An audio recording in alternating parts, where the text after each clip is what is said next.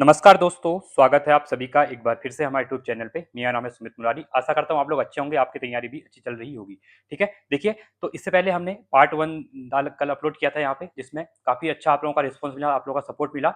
और इसी के साथ ही अब आज आपका दूसरी क्लास रहने वाली है, जहाँ पे हम समझने वाले हैं उत्तराखंड इतिहास के कुछ कालखंड के बारे में। ठीक है, कालखंड के साथ-साथ उत्तराखंड के जो प्रागैतिहासिक काल की चीज़ें यहाँ से मिली हुई हैं, ठीक है, इन हमको सब यहाँ पे हम देखने वाले हैं। साथ ही आद्य ऐतिहासिक काल के बारे में तो कंप्लीट यहाँ से काफी इंपॉर्टेंट वीडियो रहने वाला है, यहाँ से एग्जाम में रेपिटेटिव क्वेश्चन देखने को मिलते हैं। ठीक है, तो चलो इसको स्टार्ट करते हैं।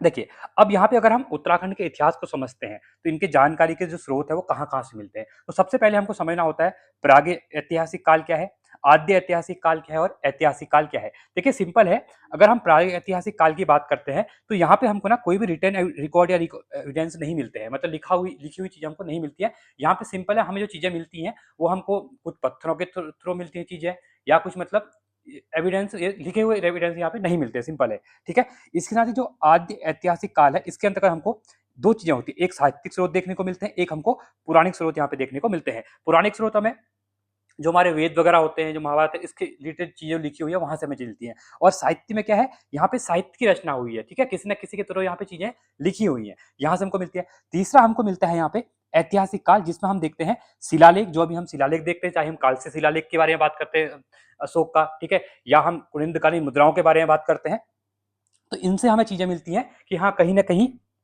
ये चीजें यहाँ पे हमारे इतिहास में अस्तित्व में थी। ठीक है, कहीं ना कहीं ये चीजें अस्तित्व में थी करके। चलिए अब इसको हम समझते हैं। आप ये समझ गए हैं प्रागैतिहासिक काल क्या है, आद्य ऐतिहासिक काल है, ऐतिहासिक काल क्या रहने वाला है। अब देखिए यहीं पे दो चीजें हैं, ठीक है, तो काफी इंपॉर्टेंट है, इसको मैं यहाँ पे लिख लेता हूँ। देखिए अगर हम आदि पूर्वज दो समूह में रहता था, ठीक है, जो हमारे आदि पूर्वज थे ना, आदि पूर्वज वो हमारे क्या थे, दो पूर्वज जो थे हमारे, वो हमारे दो समूह में रहते थे। दो समूह कौन कौन से थे, एक पहला है आपका रामाकौतिक, यहाँ पे लिखा हुआ है देखिए, रामापिथेकस। ठीक है, क्या था ये, रामापिथेकस था। ठीक है, इसको थे कर लेना।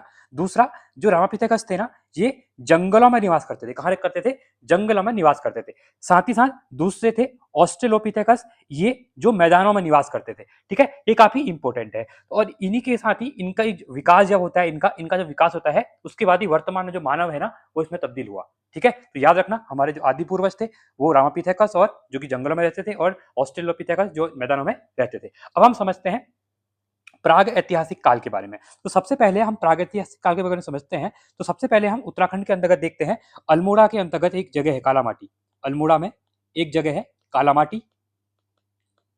ठीक है, और दूसरी जगह देखने को मिलती है आपकी, ये है आपकी मल्ला पेनोली। ठीक है, मल्ला पेनाली।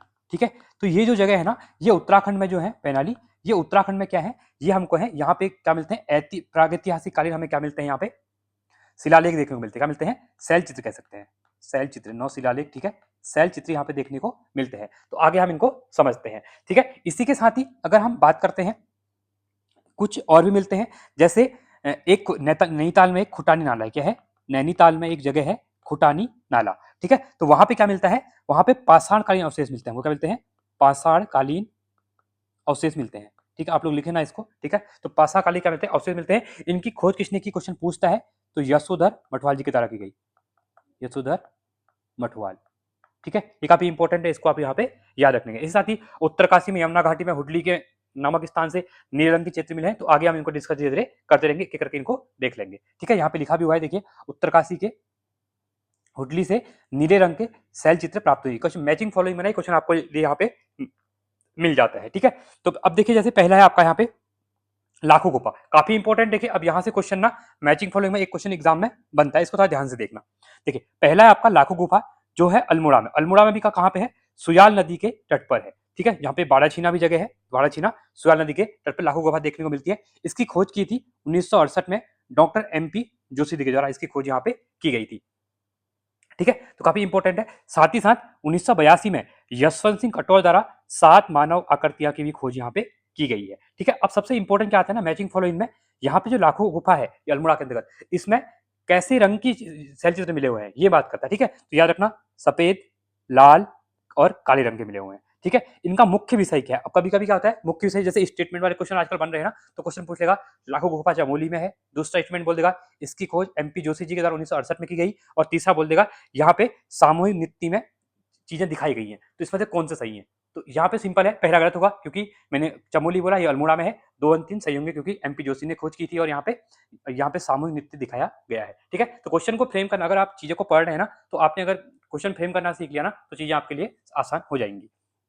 तो यहाँ पे हम नागफनी के आकार का शिलाश्रय यहाँ पे देखने को मिलते हैं और भीम, इनकी जो तुलना है ना वो किससे की हुई है, भीमबेटका। अब भीमबेटका कहाँ है, तो एमपी के अंतर्गत ना भीमबेटका की गुफाएं हैं, तो इससे इनकी तुलना की हुई है। ठीक है, तो ये भी आपको पता होना चाहिए। अब दूसरा हम बात करेंगे, यहाँ पे बात करने वाले हैं ग्वारव गुफा की, यहाँ पे हम बात यहाँ पे करने वाले हैं। ठीक है, तो ग्वारव गुफा कहाँ पर है, ये आपको चमोली में देखने को मिलती है। ठीक है, इसको जो गुफा है ना, जो ग्वारव गुफा, उडियार, उडियार पता ही है, गुफा को ही बहुत बार आप पढ़ते होंगे, ग्वारव उडियार के बारे में पढ़ते होंगे। तो उडियार गुफा दोनों सेम ही है। ठीक है, तो गुफा को ही उडियार यहाँ पे कहा जाता है।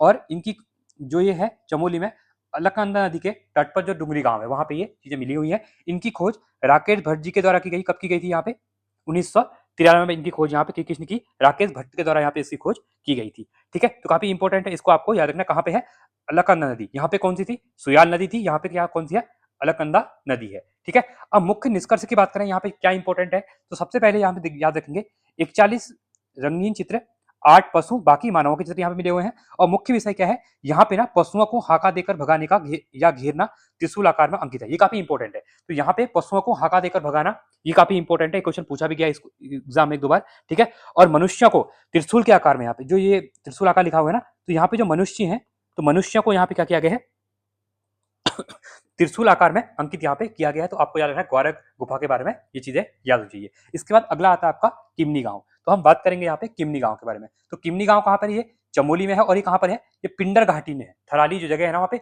पिंडर घाटी में है। ठीक है, इसको भी आपको यहाँ पे याद रखना है। ठीक है, तो किमनी गांव चमोली के थराली के पास जो पिंडर नदी है, ठीक है, पिंडर घाटी का हो या पिंडर नदी का हो, देखिए 3 चीजें इंपॉर्टेंट है। ग्वारव गुफा सुयाल नदी के तट पर बसी हुई है, उसके साथ ही हम ग्वारव गुफा की बात करेंगे तो ये अलकनंदा नदी के तट पर है, और किमनी गांव है जो ये पिंडर नदी के तट पे है। ठीक है, तो यहाँ से क्वेश्चन आपको याद होने चाहिए। अब इसकी खोज किसने की, 1998 में एमपी जोशी जी के द्वारा इनकी खोज यहाँ पे की गई थी। तो ये भी काफी इंपॉर्टेंट आपके लिए हो जाएगा। ठीक है, अब मुख्य निष्कर्ष की बात करूं तो यहाँ पे हल्के सफेद रंग के चित्र, हथियार व पशु देखने को मिलते हैं। मतलब ये जो है ना, ये गुफाओं के अंतर्गत जो बड़े बड़े पत्थर होंगे, शिलाएं होंगी ना, तो वहां पे क्या हुआ, ये चित्र बनाए होंगे, कुदेड़ के बनाए होंगे। ठीक है, तो यहाँ पे वैसे कोई शिलालेख वगैरह नहीं है जो हम कहें कि यहाँ पे प्रॉपर चीजें लिखी हुई है, ऐसा कुछ नहीं है। बस एक ये है कि हाँ, यहाँ पे जो इतिहासकार गए, इनने यहाँ पे देखा तो अपना एक बता दिया कि हाँ ये इस टाइप से है, तो ऐसे बनाए हुए हैं। ठीक है, उस टाइम पे औजार वजार कुछ भी नहीं थे, तो ये आपको यहाँ पे याद रखना है। ठीक है, तो मैं सिंपल एग्जांपल देता हूँ, जैसे आप लोग बहुत बार ना खासकर इंडिया में, जैसे भारत में कहीं भी आप किसी किले पे जाते हैं, तो वहां पे क्या करते हैं आप लोग, किलों के अंतर्गत दीवारों पे कुछ ना कुछ लिख देते हैं, या कोयले से लिख देते हैं, या सफेद जो स्लेट आता है उससे कुछ लिख देते हैं। मतलब होता ही होता है। ठीक है, कहीं पे किसी को याद कर रहे हैं तो आई मिस यू लिख के आते हैं, या कुछ भी लिख के आते हैं। ठीक है, तो वही बात है, मतलब इस टाइप से कुछ चीजें यहाँ पे बनाई हुई है। सिंपल आपको एग्जाम्पल के तौर पर मैंने यहाँ पे चीजें दिखा दी है। ठीक है, इंपॉर्टेंट है, तो आपको यहाँ पे याद रखनी है। इसके साथ ही उत्तरकाशी में हुडली हुडली जो है वहां पे, तो नीले रंग के शैल चित्र प्राप्त हुए हैं। ठीक है, इंपॉर्टेंट है। अब हम चलते हैं, आगे चलते हैं। ठीक है, अब कुछ समाधान एवं बस्तियां मिली हुई हैं चमोली बनाम अल्मोड़ा, इनको एक बार देख लेते हैं। अब इसी में देखिए, एक है आपका क्या है, मलारी गांव, जो कि चमोली के अंतर्गत है आपका मलारी गांव। देखिए आपके लिए काफी इंपॉर्टेंट स्लाइडें बनाई हुई है, ज्यादा आपको यहाँ पे क्या है, इससे पढ़ने में आपको मजा आ रहा होगा। ठीक है, चीजें हाईलाइट भी हुई है, मेन मेन चीजें जो है, तो आपको इनको याद रखना है। साथ में आप शॉर्ट नोट्स भी बनाते हुए चलेंगे यहाँ पे।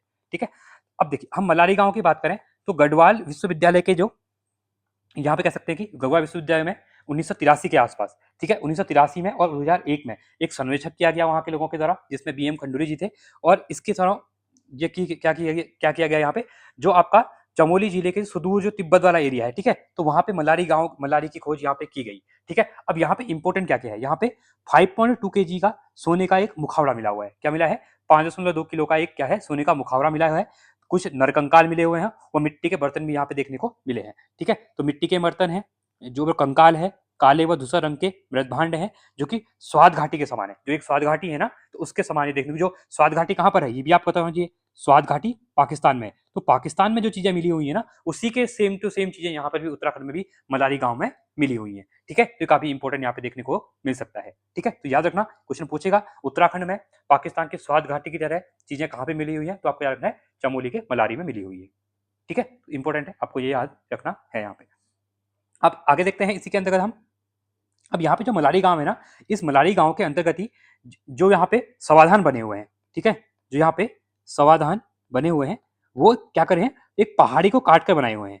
ठीक है, एक पहाड़ी को काट कर यहाँ पे ये बनाए हुए हैं, क्या करे हुए हैं, काट कर बनाए हुए हैं। तो आपको ये भी यहाँ पे याद रखना है।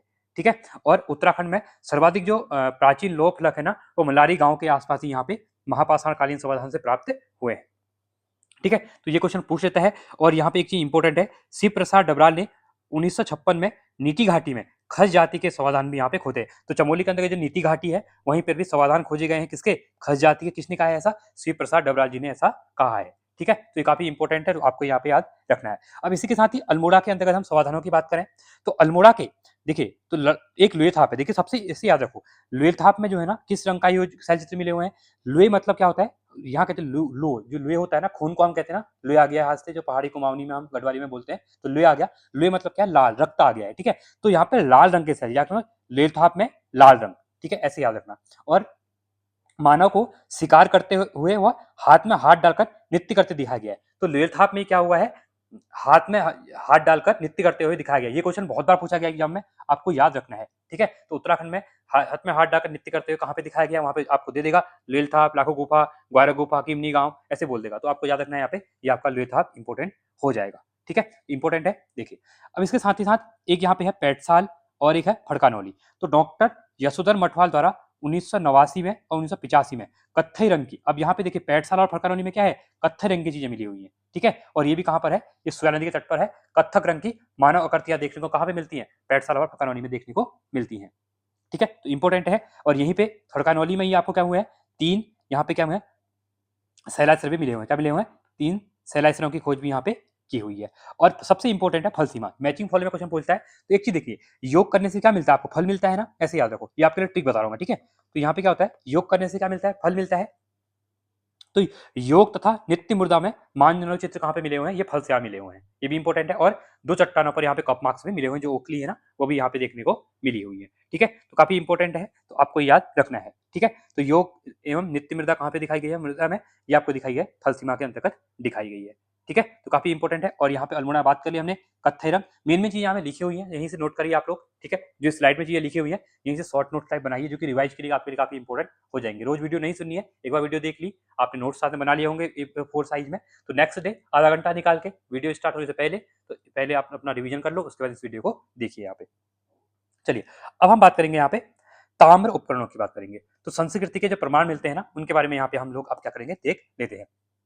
तो यहाँ पे सबसे पहला है आपका बनकोट। अभी बनकोट कहाँ पर है, देखिए अभी जो बनकोट है ना, ये अल्मोड़ा नहीं है। ठीक है, यहाँ पे गलत लिखा हुआ है, ये बनकोट है ना, ये आपका कहाँ पर है, ये पिथौरागढ़ में है। ठीक है, इसको याद रखना। ठीक है, तो 1986 में अल्मोड़ा में एक, अल्मोड़ा से तामपत्र मिले हुए हैं, एक तो बनकोट से मिले, अल्मोड़ा से मिले हुए हैं। ठीक है, तो ये अल्मोड़ा वैसे लिखा हुआ है। ठीक है, बनकोट पिथौरागढ़ में है, तो अल्मोड़ा को आप साइड में लिख लो। ठीक है, तो 1986 में क्या हुआ है, एक ताम्र उपकरण की प्राप्ति हुई है, कहाँ से, अल्मोड़ा से हुई है, इसको याद रख लो। ठीक है, और साथ ही साथ 1989 में, ठीक है, इसी के साथ ही 1989 में पिथौरागढ़ में जो बनकोट जगह है, ये कहाँ पर है, ये आपके पिथौरागढ़ में है। ठीक है, तो पिथौरागढ़ बनकोट से 8 क्या मिले हैं, ताम्र उपकरण मिले हैं। क्या मिले हुए हैं, 8 ताम्र उपकरण मिले हैं, जिन्हें कहां पे रखा गया है, इन्हें अल्मोड़ा के राजकीय संग्रह में रखा गया है। तो याद रखना, बनकोट पिथौरागढ़ से 8 ताम्र उपकरण मिले हुए हैं, और इसके साथ साथ 1986 अल्मोड़ा में भी एक ताम्र उपकरण यहाँ पे प्राप्त हुए हैं। ठीक है, तो काफी इंपॉर्टेंट है। तो ये आपका बनकोट कहाँ पर है, बनकोट आपका यहाँ पे पिथौरागढ़ में है। ठीक है, और ऐसे आई थिंक कल की वीडियो में याद आ गया, कल की एक वीडियो में नैनी पातल की जगह नैनीताल बोल दिया गया है। ठीक है, तो आई थिंक नैनीताल मैंने बोल दिया है, उसको आप लोग करेक्ट कर लेना। ठीक है, कल की वीडियो में तो कुछ चीजें मुझे बाद में आए थे, हाँ, जो मैंने आपको बोला है नैनी पातल, उसको आपको एक बार देख लेना। ठीक है, चलिए आगे देखते हैं। तो नैनी पातल है कहाँ पर है, वो बताया था मैंने, आई थिंक नैनीताल, नैनी जो पातल है ना, वो आपका पिथौरागढ़ में पड़ता है। कहाँ पे है, पिथौरागढ़ में है। ठीक है, उसको देखे ना, कल के में करेक्शन है आपका। ठीक है, चलिए अब हम आगे देखते हैं। अब हम बात करें यहाँ पे बहादराबाद के बारे में देखते हैं। तो बहादराबाद कहाँ पर है, हरिद्वार में है। तो 1951 में यहाँ पर भी किया हुआ है, ताम्र उपकरण, चूड़ियां एवं कड़े यहाँ पे मिले हुए हैं। ठीक है, तो आपको ये भी याद रखना है, ताम्र उपकरण की यहाँ पे बात हम कर रहे हैं। ठीक है, चलिए अब यहाँ पे कुछ इंपोर्टेंट चीजें भी है। देखिए पुरातत्वविदों का मानना है कि इन ताम्रपत्र उपकरणों के निर्माता आगरी जाति से जुड़े हुए हैं। किससे जुड़े हुए हैं, आगरी जाति से जुड़े हुए हैं। ऐसे क्वेश्चन नहीं पूछेगा एग्जाम में। जो प्राचीन काल में गढ़वाल कुमाऊं के खनन कार्य करते थे, जो प्राचीन काल में गढ़वाल और कुमाऊं का रीजन था, वहां पे जो खनन का कार्य करते थे ना, वो कौन सी जाति थी, वो आपकी आगरी जाति थी। ठीक है, तो इन ताम्र उपकरणों के जो निर्माता है, खासकर इन्हीं को यहाँ पे माना जाता है, पुरातत्वविद ऐसा इनको मानते हैं। ठीक है, इंपॉर्टेंट है, आगे देखते हैं। चलिए अब हम यहाँ पे देखते हैं, इंपॉर्टेंट यहाँ पे स्लाइड हो जाएगी। अब यहाँ पे हम बात करेंगे आद्य ऐतिहासिक काल के बारे में, हम यहाँ पे देखने वाले हैं। ठीक है, देखिए अब हम बात करेंगे यहाँ पे ऋग्वेद के बारे में। देखिए आद्य ऐतिहासिक काल की अगर हम बात करते हैं तो प्रमुख स्रोत क्या है यहाँ पे, हमको प्रमुख स्रोत हमको पौराणिक स्रोत देखने को मिलते, क्या मिलते हैं, पौराणिक स्रोत देखने को हमको यहाँ पे मिलते हैं। ठीक है, क्या है, पौराणिक स्रोत। तो यहाँ पे लिखा हुआ है आद्य ऐतिहासिक काल उत्तराखंड का उल्लेख, तो इसको देखना इंपॉर्टेंट है। यहाँ पे पहला आपका हम ऋग्वेद की बात करेंगे। ठीक है, जो प्रथम वेद है, तो प्रथम उल्लेख हमें जो मिलता है इस ऋग्वेद में मिलता है। इसे देवभूमि एवं मनुष्यों की पूर्ण भूमि भी कहा जाता है। ठीक है, तो मनुष्यों की भूमि यानी पूर्ण भूमि किसको कहा गया, उत्तराखंड। तो उत्तराखंड का पहला उल्लेख ऋग्वेद में मिलता है। इसके ऋग्वेद में क्या कहा गया है, इसको देवभूमि कहा गया है, मनुष्यों की भूमि कहा गया है, इसको याद रखना है। यहाँ तुस्सु जन का शासन था। ठीक है, ये भी इंपॉर्टेंट है, इसको याद रखना आपको। किसका शासन था, तुस्सु जन का यहाँ पे शासन देखने को मिलता है। ठीक है, इसके साथ ही अगला है ब्राह्मण ग्रंथ की बात करूं तो यहाँ पे ऐतरेय ब्राह्मण में उत्तराखंड के लिए उत्तर कुरु शब्द का प्रयोग यहाँ पे किया हुआ है। किसका किया है, उत्तर कुरु शब्द का प्रयोग यहाँ पे उत्तराखंड के लिए किसने किया गया है, ऐतरेय ब्राह्मण में किया हुआ है। इसके साथ ही कौशितकी ब्राह्मण बद्रिकाश्रम में वाघ देवी का निवास स्थान की भी पुष्टि यहाँ पे करता है। तो कौशिकी ब्राह्मण में ग्रंथ, जो ब्राह्मण ग्रंथ है, उसमें वाघ देवी का निवास स्थान बद्रिकाश्रम कहाँ पे बोला गया है, बद्रिकाश्रम को यहाँ पे माना गया है। ठीक है, ये भी काफी इंपॉर्टेंट हो जाएगा। इसी के साथ ही अगला हम बौद्ध साहित्य की बात करते हैं तो पाली भाषा के ग्रंथों में इसे हिमवंत कहा गया। किसको, उत्तराखंड को। उत्तराखंड क्या कहा गया है, पाली भाषा के ग्रंथों में हिमवंत कहा गया है, संबोधित किया गया है। ठीक है, तो हिमवंत नाम से यहाँ पे संबोधित चीजें की हुई है, किसके लिए, उत्तराखंड के लिए। ठीक है, और इसके साथ ही सबसे इंपॉर्टेंट है संयुक्त नाम। पुराणों में क्या मिलता है, पुराण में संयुक्त नाम जो है केदारखंड व मानसखंड के संयुक्त क्षेत्र को, जो एक जो केदारखंड है, देखिए अभी जो हमारा उत्तराखंड है ना, इस टाइप से मैं बना रहा हूँ। ठीक है, इस टाइप से उत्तराखंड, तो हमारा ये यहाँ से ये आपका गढ़वाल हो गया है, ये आपका कुमाऊं हो गया है। तो इसके संयुक्त क्षेत्र को क्या कहते थे, इसको कहते थे ब्रह्मपुर, खसदेश, इलावर्ती या उत्तराखंड इसको कहा जाता। ठीक है, तो ये केदारखंड वाला पार्ट हो गया, ये मानसखंड वाला पार्ट हो गया है। तो इसकी कोई संयुक्त क्षेत्र को कहते थे ब्रह्मपुर भी इसको कहते थे, खसदेश भी कहते थे, इलावर्ती भी कहते थे, और उत्तराखंड भी इसको कहा जाता है। उत्तराखंड से ही हमारा आज का नाम उत्तराखंड यहाँ पे पड़ा हुआ है। तो ये आपको इंपॉर्टेंट पता होना चाहिए। ठीक है, तो ये काफी इंपॉर्टेंट यहाँ पे माना जाता है। अब सबसे इंपॉर्टेंट दो चीजें देखना। अब स्कंद पुराण का भौगोलिक विभाजन, तो स्कंद पुराण में, ठीक है, उत्तरा जो स्कंद पुराण है ना, इसमें हिमालय को 5 खंडों में विभाजित किया। किसमें, 5 खंडों में वर्णन मिलता है। इसमें कौन कौन से हो जाएंगे, एक आपका नेपाल हो जाएगा, नेपाल हिमालय, एक आपका केदारखंड हो जाएगा, एक आपका मानस खंड हो जाएगा, एक आपका कश्मीर हो जाएगा, एक आपका जालंधर हो जाएगा। तो स्कंद पुराण में जो हिमालयी खंड है, इनका 5 का मिलता है, जिसमें से 2 क्या है उत्तराखंड में है। कौन कौन से, एक केदारखंड है, एक आपका मानस खंड है, एक आपका नेपाल वाला रीजन हो गया है, एक आपका कश्मीर वाला हो गया है, एक पंजाब हिमाचल में जो जालंधर वाला रीजन होता है आपका। ठीक है, अब इसी के साथ साथ केदारखंड, गढ़वाल, मानस खंड, कुमाऊं, तो नंदा देवी पर्वत से कालगिरी। देखिए अब यहाँ पे जो फिगर है ना, इनको अलग अलग बना दिया है यहाँ पे डायमंड। ठीक है, अगर हम इसमें यहाँ से लाइन देते हैं यहाँ से इस टाइप से, ठीक है, तो ये वाला रीजन है जो नंदा देवी पर्वत से लेके कालगिरी तक के क्षेत्र को क्या कहा गया है, यहाँ पे कुमाऊं कहा गया है। और इसी के साथ ही आपका जो यहाँ पे माया क्षेत्र हरिद्वार से लेके हिमालय तक के क्षेत्र को यहाँ पे क्या कहा गया है, गढ़वाल कहा गया है। अब यही है माया क्षेत्र हरिद्वार हिमालय तक की जो है, इसकी लंबाई 50 योजन, ये योजन कोई एक इकाई होगी मापने की। ठीक है, और जैसे अभी हेक्टेयर में नापते हैं हम लोग, किलोमीटर में नापते हैं, स्क्वायर फीट में नापते हैं ना, तो ऐसे ही जो योजन भी थी ना, इकाई से नापते हैं। तो जो उत्तराखंड है ना, इसकी जो लंबाई है वो 50 योजन बताई हुई है, और जो चौड़ाई है वो 30 योजन इसकी बताई हुई है। तो ठीक है, तो ये भी आपको यहाँ पे याद होना चाहिए, क्योंकि एग्जाम में कहीं ना कहीं यहाँ से क्वेश्चन देखने को मिल सकते हैं आगामी एग्जाम के लिए। ठीक है, तो नंदा देवी पर्वत क्षेत्र या केदारखंड व मानसखंड सीमा का विभाजन करता है। ठीक है, तो यहाँ पे मैंने इस टाइप से दिखा दिया है, बट ये होने के लिए यहाँ पे है, जो ये चीज है ना, ये यहाँ पे दी हुई है। ठीक है, बट मैंने दो अलग अलग आपके लिए यहाँ पे बना दिए हैं। ठीक है, इंपॉर्टेंट है। चलो हम आगे बढ़ते हैं।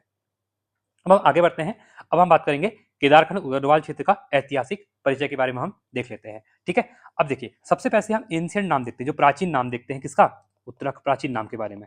ठीक है, देखिए वीडियो थोड़ा लंबी हो सकती है, क्योंकि चीजें ना बहुत डिटेल में बताई जा रही है, पूरा चैप्टर आपका यहाँ से कवर हो जा रहा है। ठीक है, जो स्लाइड आप पढ़ने में टाइम लगाते हैं, आपको चीजें याद नहीं होती हैं, तो थोड़ा पेशेंस रखना। एक ही चीजें ध्यान से पढ़ाई जा रही है, जो कि मैं बार बार रिवाइज इसलिए कर रहा हूँ क्योंकि आप लोगों को चीजें याद हो जाएंगी। जितनी बार आप आपके कानों में आवाज जाएगी ना, तो चीजें आपको याद होंगी। जितना आप पढ़ते नहीं है ना, जितना आप सुनते हैं, चीजें उससे ज्यादा याद होती हैं। ठीक है, तो एंशिएंट नाम बद्रिकाश्रम क्षेत्र, तपोभूमि, केदारखंड, किसका, ये आपका गढ़वाल क्षेत्र की बात कर रहा हूं मैं। ठीक है, तो गढ़वाल क्षेत्र के लिए बद्रिकाश्रम क्षेत्र, एंशिएंट नेम जो प्राचीन नाम, तपोभूमि और केदारखंड देखने को मिलता है। देखिए अब यहाँ पे हमने मिथोलॉजी वर्सेस रियलिटी की मैपिंग की बात की हुई है। अब प्राचीन पौराणिक नाम और आधुनिक नाम की बात करेंगे। तो भृंगतुंग आधुनिक केदारनाथ, सुबाहुपुर पुलिन राजा की राजधानी, आधुनिक श्रीनगर जो है आपका, और समस्त तीर्थों का शिरोमणि व पापों का विनाशक देवप्रयाग को माना गया है, जो कि भगवान राम की तपस्थली मानी जाती है। विराटगढ़ी जो है वो आपका जौनसार क्षेत्र माना जाता है, जो कि आपका कहाँ पर है, देहरादून में देखने को मिलता है। मतलब डिस्ट्रिक्ट के बारे में बात कर रहा हूँ, ठीक है। तो क्वेश्चन पूछा गया पहला, विराटगढ़ी कहाँ पर है, ये भी याद रखना है आपको। तो राजा अजयपाल ने 52 गढ़ों को जीता, तब से इसे गढ़वाल कहा जाने लगा। हरिदत्त भट्ट शैलेश के अनुसार छोटी गाड़ों के कारण, देखिए दो चीजें हैं, एक तो कहा जाता है कि अजयपाल जो परमार राजा हुए, इनके द्वारा 52 गढ़ों को जीता गया, तो उससे पूरा जो संयुक्त क्षेत्र बना उसको गढ़वाल कहा गया। अब जो हरिभक्त शैलेश है ना, ये कहते हैं कि जो यहाँ पे गढ़वाल में छोटी छोटी नदियां थी, जो गाड़ थे, गाड़ नदी को ही गाड़ कहते हैं, ठीक है, तो इनके कारण इसका नाम गढ़वाल यहाँ पे पड़ा गया। तो ये चीजें आपको भी याद होनी चाहिए, ठीक है, तो काफी इंपॉर्टेंट यहाँ पे हो जाता है। अब प्राचीन विद्यापीठ के बारे में हम यहाँ पे बात कर लेते हैं, ठीक है, कुछ प्राचीन चीजों के बारे में देख लेते हैं। चलिए देखिए, अब पहला हम लोकेशन की बात करते हैं। तो जो कंडरा आश्रम है ना, कंडूर आश्रम है, ये आपका पौड़ी जनपद में, कहाँ पर है, जो अभी आपका कोटद्वार है ना, तो वहां पे है। और ये कहाँ पर है, ये माली नदी के तट पर बसा हुआ है, ठीक है। अब इसका हिस्टोरिकल सिग्निफिकेंस क्या क्या है वो देख लेते हैं। दुष्यंत व शकुंतला के प्रेम प्रसंग के लिए प्रसिद्ध है। चक्रवर्ती सम्राट भरत का जन्मस्थल इसी को माना जाता है, और महाकवि कालिदास ने अभिज्ञान शाकुंतलम की रचना भी यहीं पर की थी। तो ये काफी इंपॉर्टेंट स्लाइड है, इसको आप लोग याद रखेंगे, ठीक है। कदराश्रम क्यों फेमस है, करुणाश्रम फेमस है इसलिए है, देखिए पहले तो ये है कहाँ पर, करंट में लोकेशन जो इसकी पौड़ी गढ़वाल कोटद्वार के अंतर्गत देखने को मिलती है। मालनी नदी के तट पे देखने को आपको मिलता है करुणाश्रम। दुष्यंत और शकुंतला के प्रेम प्रसंग के लिए फेमस है। चक्रवर्ती सम्राट का जो जिसके नाम पे भरत का नाम भरत के नाम पे भारत का नाम पड़ा है अभी, ठीक है, तो इनका जन्म स्थान ही माना जाता है। और महाकवि कालिदास ने जो अभिज्ञान ज्ञान शाकुंतलम की रचना जो की, वो भी यही पे करुणा आश्रम में की थी, ठीक है। मॉडर्न कॉन्टेक्ट की बात करें तो वर्तमान में इसको चौकी घाट कहा जाता है। 1955 में डॉक्टर संपूर्णानंद जो तत्कालीन मुख्यमंत्री यूपी के थे, इनके द्वारा यहाँ पे पुनरुद्धार इसका किया गया, और बसंत पंचमी के दिन यहाँ पे मेला लगता है, ठीक है। तो चौकी घाट में मेला लगता है, इसको याद रखना, एग्जाम में क्वेश्चन कहीं ना कहीं से यहाँ पे बन सकता है, ठीक है। चलिए आगे देखते हैं। अब हम बात करेंगे गढ़वाल के बाद हम देखेंगे कुमाऊं। तो मानसखंड कुमाऊं क्षेत्र का ऐतिहासिक परिचय के बारे में हम देख लेते हैं। पहले हम कुमाऊं के नाम की उत्पत्ति के बारे में देख लेते हैं। तो भगवान विष्णु का जो कुर्मा अवतार, ठीक है, जो कि कांतेश्वर पर्वत, ये आपको देखने मिलता है चंपावत के अंतर्गत, ठीक है, कांतेश्वर पर्वत, और इसको संस्कृत में कुमांचल कहते थे। फिर जो प्राकृत भाषा में इसको कोमू कहा गया है, और हिंदी में इसको कुमाऊं बन गया। देखिए नाम चेंज होते होते पहले कुमाऊं कहते होंगे संस्कृत में, फिर किसी ने इसको प्राकृत भाषा में कुमू कह दिया होगा, और धीरे धीरे नाम चेंज होते होते आज ये कुमाऊं बन गया, जिसको हम हिंदी में कुमाऊं कहते हैं, कुमाऊं वाला रीजन, ठीक है। अब कुछ की लोकेशंस के बारे में देख लेते हैं। तो जागेश्वर धाम, शिव की तपस्या और कार्तिक का जन्म, अभी हम आगे भी पढ़ेंगे हम इसके बारे में, ये अल्मोड़ा के अंतर्गत आपको देखने को मिलता है, ठीक है। नाग देवता मंदिर, बेरीनाग में नाग देवताओं के मंदिर मिलते हैं। काली नाग, पिंगल नाग, नाग जाति के निवास की पुष्टि यही मंदिर करते हैं। तो उत्तराखंड में क्वेश्चन पूछा जाता है कि नाग जो जाति थी, इसकी ना यहाँ रहने की निवास की पुष्टि कौन करता है, तो जो पिथौरागढ़ में बेरी नाग है, काली नाग है, पिंगल नाग है, ये यहाँ पे करते हैं, जो भी नाग मंदिर यहाँ पे बने हुए हैं। अब हम जाखुन देवी मंदिर की बात करें, जाखुन देवी मंदिर की, क्योंकि अल्मोड़ा में है, यक्षों के निवास की पुष्टि क्या करता है, क्वेश्चन बहुत बार पूछा गया यूपीपीएससी पीएससी ने, तो यक्षों के निवास की पुष्टि कौन करता है, जाखुन देवी मंदिर करता है, जो कि कहाँ पर है आपका अल्मोड़ा में देखने को मिलता है, ठीक है। चलिए अब हम देखते हैं फर्स्ट जो रिटर्न रिकॉर्ड है, ठीक है। तो कुमाऊंचल का सर्वप्रथम अभिलेख कल्याण चंद्र के नागनाथ मंदिर, जो कि कहाँ पर है, नागनाथ चंपावत में आपको नागनाथ मंदिर देखने को मिलता है, तो यहाँ से हमको शिलालेख मिलता है। तो फर्स्ट अगर हम कुमाऊं के बारे में रिटर्न रिकॉर्ड के बारे में देखते हैं, जहाँ पे हमको चीजें लिखी हुई मिलती है, तो वो मिलती है कल्याण चंद्र के अभिलेख में, जो कि कहाँ पे नागनाथ मंदिर चंपावत में देखने को मिलता है, ठीक है। अब ऐतिहासिक काल का प्रमुख लेख देख लेते हैं, जिसे हम पहले बात करें कालसी के बारे में। देखिए क्योंकि हम यहाँ पे क्या पढ़ रहे हैं, उत्तराखंड इतिहास से कालखंड के बारे में पढ़ रहे हैं, तो सब चीज़ों को यहाँ पे पढ़ रहे हैं हम, ठीक है। तो आगे डिटेल में और भी देखेंगे हम। तो अब यहाँ पे हम कालसी के बारे में, क्योंकि कालसी जो शिलालेख है, वहां से हमको कहीं ना कहीं उत्तराखंड में चीजें यहाँ पे देखने को मिलती है, ठीक है। चलिए अब जैसे हम पहली बात करेंगे हम खोज एवं समय के बारे में। देखिए पहला है जॉन फॉरेस्ट 1860 में, तो मौर्य शासक अशोक द्वारा 257 ईसा पूर्व में यहाँ पे चीजें बनाई गई थी। तो इसकी खोज किसने की, जॉन फॉरेस्ट के द्वारा यहाँ पे की गई थी, ठीक है। स्थानीय भाषा में इसे चित्रशिला कहा जाता है, हाथी का चित्र कहते हैं। प्राचीन नाम इसका है सुदनगर और कालकूट है, ठीक है। इसके साथ ही अगला देखते हैं हम, जो स्थान है आपका ये कालसी कहाँ पर है, ये देहरादून में है, यमुना एंड टोस नदी के संगम पर आपको देखने को मिलता है, अमलावा गाड़ के पास में, ठीक है। इसके साथ ही अब इसकी सबसे इंपॉर्टेंट क्वेश्चन क्या है ना, यूकेपीएससी ने आरओ में क्वेश्चन यहाँ से पूछा था, ठीक है। जो भाषा है इसकी वो क्या है, प्राकृत भाषा है, और जो लिपि है वो ब्राह्मणी लिपि है, ठीक है। तो अशोक की कालसी में जो भाषा है, वहाँ पे जो शिलालेख मिला हुआ है, उसमें जो भाषा है वो प्राकृत है, और जो लिपि है वो क्या है, ब्राह्मणी लिपि है। ठीक है। उस समय जनसाधारण की जो भाषा थी, जो मौर्य काल था ना, यहाँ पे जो बनी, इनकी जो मौर्य काल की जो भाषा होगी ना, वो क्या होगी, वो पाली भाषा होगी। जनसाधारण की भाषा क्या होगी, पाली होगी। ठीक है। दो तीन चीजें हैं, देखिए, भाषा तो पाली है, लिपि ब्राह्मणी है, और जो भाषा है ना वो प्राकृत है।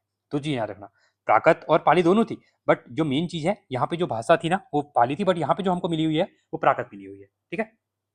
अब यहाँ पे सबसे इंपॉर्टेंट क्या है ना, यहाँ से क्वेश्चन पूछा है हर एग्जाम में, तो अशोक के 13वें शिलालेख में, जो अशोक के शिलालेख है ना, उसमें जो 13वां शिलालेख है वो यहाँ पे देखने को मिलता है हमको। ठीक है। तो जिसमें हिंसा त्यागने और पशु मानव चिकित्सा व्यवस्था की घोषणा की हुई है, और साथ में 5 राजाओं के बारे में भी यहाँ पे की हुई है। ठीक है। तो निवासियों को पुलिंद और क्षेत्र को उपरांत भी कहा गया है। ठीक है। चलिए, जो पूरा क्षेत्र होगा उसको उपरांत कहा गया है, और जो निवासी होंगे उनको यहाँ पे पुलिंद कहा गया है। ठीक है। अब हम उत्तराखंड के अन्य प्रमुख शिलालेख के मुद्दाओं के बारे में यहाँ पे देख लेते हैं। पहला आपका लाखा मंडल, जो कि राजकुमारी ईश्वरा का शिलालेख यहाँ पे देखने को मिलता है। यमुना उपत्यका में यदुओं का शासन सिद्ध करता है। कौन, राजकुमारी, लाखा मंडल का राजकुमारी ईश्वरा का शिलालेख जो देखने को मिलता है। अगला है गोपेश्वर का त्रिशूल लेख, तो रुद्रसिंह मंदिर में स्थित है, और 6वीं सदी के नागवंशी राजा गणपति नाग, और 12वीं सदी के जो अशोक चंद्र के, जो अशोक चंद्र थे 12वीं सदी के, ठीक है, इनके बारे में यहाँ पे देखने को मिलता है। बाड़ाहार का जो त्रिशूल लेख है, यहाँ से हमको इसमें ब्राह्मणी एवं संख्य लिपि का प्रयोग देखने को मिलता है। ठीक है। और कुषाण कालीन जो मुद्राएं हैं, ठीक है, तो मुनि की रेती टिहरी और तथा सुमाड़ी पौड़ी से प्राप्त हमको मिली है, कुषाण कालीन कुछ मुद्राएं मिली हुई है, जो कि व्यापारिक मार्गों की पुष्टि करती हैं। तो यहाँ पे जो कुलिंदों का व्यापार वगैरह होता था ना, तो उसके बारे में हमको एविडेंस जो मिलते हैं ना, वो हमको एविडेंस यहीं से देखने को मिलते हैं। ठीक है। तो आपको ये याद होना चाहिए, क्योंकि यहाँ से कहीं ना कहीं एग्जाम में क्वेश्चन देखने को मिल जाते हैं। ठीक है। देखिए, अब यहाँ पे कुछ इंपॉर्टेंट चीजें भी लिखी हुई हैं, इनको भी एक बार हम देख लेंगे, क्योंकि उत्तराखंड के अंतर्गत ना प्रमुख जो लेख मिले, तो प्रमुख लेख मैंने आपको जैसे बताए, तो इन लेखों के बारे में मैंने आपको बताया, तो इनमें कहीं ना कहीं जैसे आपका बारह का शक्ति है ना, इसमें जो संकलिपि मिली हुई है, तो संकलिपि में ब्राह्मणी एवं संकलिपि दो चीजें हैं, इसमें आपकी जो है ना ब्राह्मणी और संकलिपि का प्रयोग यहाँ पे दोनों देखने को मिलता है। ठीक है। तो मोरध्वज से भी हमें कुछ चीजें मिलती हैं, और इसी तरह से कुमाऊं में एक सेनापानी है, कहा नैना, आपका सेनापानी, ठीक है, सेनापानी नैनीताल वाला। ठीक है। तो वहां पर भी हमें क्या मिलता है, इतिहास संगुकालीन कुछ चीजें यहाँ पे मिलती हैं। ठीक है। तो इंपॉर्टेंट है, ये चीजें आपको याद होनी चाहिए। अब इसके साथ ही कुछ इंपॉर्टेंट देखिए, यहाँ से क्वेश्चन बन सकते हैं एग्जाम में, शिलालेख में प्रयुक्त प्राचीन प्रशासनिक पदों के बारे में यहाँ पे दिया हुआ है। देखिए, जो पल्लिक थे ना, जो पल्लिका के थे, वो क्या थे, पल्लिका छोटे ग्राम थे यहाँ पे। महत्तम की बात करूं तो महत्तम क्या थे, ग्राम शासक थे। भृत्य की बात करूं, ये आपके सेवक थे। प्रतिहार, इन ये द्वार रक्षक को प्रतिहार कहा जाता था। कोटपाल, कोटपाल ये गढ़ रक्षक थे, ये क्वेश्चन पूछा गया एग्जाम में। ठीक है, मैचिंग फॉलोइंग में। बालाध्यक्ष ये एक सेनानायक हैं। अक्षपटलिक लेखा परीक्षक को अश्लिक कहते हैं, और महान दंड नायक प्रधान सेनापति जो होते हैं उनको महान दंड नायक यहाँ पे कहा जाता है। एक से फिर से पढ़ा हूं मैं, पालिका छोटे ग्राम को पालिका कहते थे, महत्तम ग्राम शासक को महत्तम कहा जाता था, सेवक को यहाँ पे भृत्य कहते थे, प्रतिहार जो द्वार रक्षक होते हैं, कोटपाल गढ़ रक्षक जो होते थे, पूरे गढ़ के जो रक्षा करते थे, बलाध्यक्ष, देखिए बलाध्यक्ष बल जिसके पास होगा क्या होगा, सेनानायक होगा, मेन सबसे जो बलवान होगा। अक्षपटलिक जो लेखा परीक्षक रखते होंगे, लेखा के बारे में चीजें रखते होंगे, रिकॉर्ड वगैरह। और महान दंड नायक जो कि प्रधान सेनापति जो दंड देते होंगे, वो प्रधान सेनापति यहाँ पे थे। ठीक है। तो ये काफी इंपॉर्टेंट है, यहाँ चीजें आपको क्लियर हो गई होंगी। ठीक है। बाकी मैंने आपको बताया दिया है कि कालसी राजा में 5 यूनानी राजाओं का उल्लेख मिलता है, ये वीडियो में ऑलरेडी क्वेश्चन पूछा भी गया था, तो मेन चीजें हमने यहाँ पे देख ली है। तो ये था हमारा पार्ट सेकेंड, और अगला जो पार्ट आएगा, अब उसमें हम कुंडिन्य शासकों के बारे में पढ़ेंगे, फिर कत्यूरियों के बारे में पढ़ेंगे, फिर चंदवंश, फिर हम परमार राजाओं को, फिर गोरखाकालीन, ऐसे ऐसे हम धीरे धीरे आगे बढ़ते चलेंगे। तो आई होप आपको वीडियो अच्छी लगी होगी। वीडियो अच्छी लगी तो वीडियो को लाइक करें, चैनल को सब्सक्राइब करें, एक आपका यहाँ से अच्छा रिवीजन हो रहा होगा। ठीक है। तो आज के इतना ही रखते हैं। Thanks for watching.